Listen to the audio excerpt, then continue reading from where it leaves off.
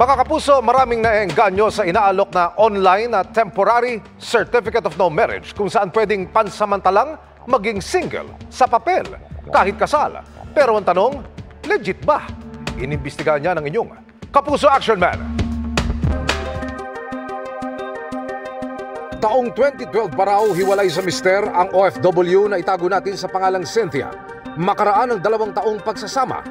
Dahil 9 na taon nang nagtatrabaho sa ibang bansa, agaw pansin daw ang alok na temporary certificate of no marriage online.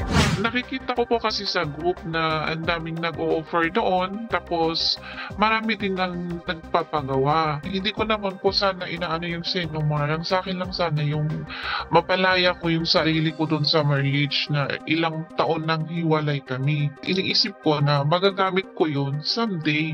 Tampok sa online post na pansamantala raw magiging single ang mga naikasal na. Kahit kasal ay mabibigyan pa rin umano ng Senumar na galing sa Philippine Statistics Authority o PSA. May pasampol pa silang larawan ng edited Senumar online. Mga kapuso, talamak ang bentahan ngayon online ng mga tinatawag na temporary certificate of no marriage. Pero ang one-time use Senumar, legal ba na gamitin? Dumulog ang inyong Kapuso Action Man sa PSA. Ang Senumar po, ang nire-request po ito ng ating mga kababayan na nagdinais magpakasal to check kung talaga pong isang tao ay single or meron na po siyang asawa. Mariing sabi ng PSA, hindi sila nag-i-issue ng temporary Senumar, kaya hindi totoo ang mga iniaalok na ganito online. Once and for all, hindi nawawala yung marriage. So, halimbawa na gusto mong magpakasal at meron ka ng previous marriage, siguro po ang maganda nilang tingnan is yung annulment of marriage.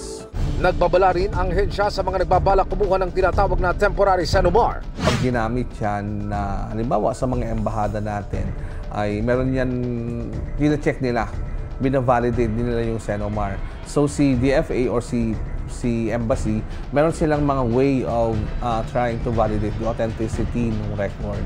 Once na matignan po yun at mag-request yung end user ng copy ay ko-compare doon sa binigay sa kanila, mahuhuli po sila. Kasi yung marriage hindi naman nawawala yan sa database ng PSA.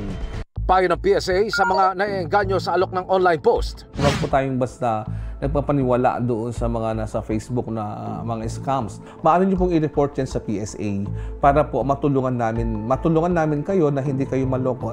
Sinubukan namin kunin ang panig ng nag-post online, pero wala siyang tugon sa amin na deactivate na rin ang naturang online post.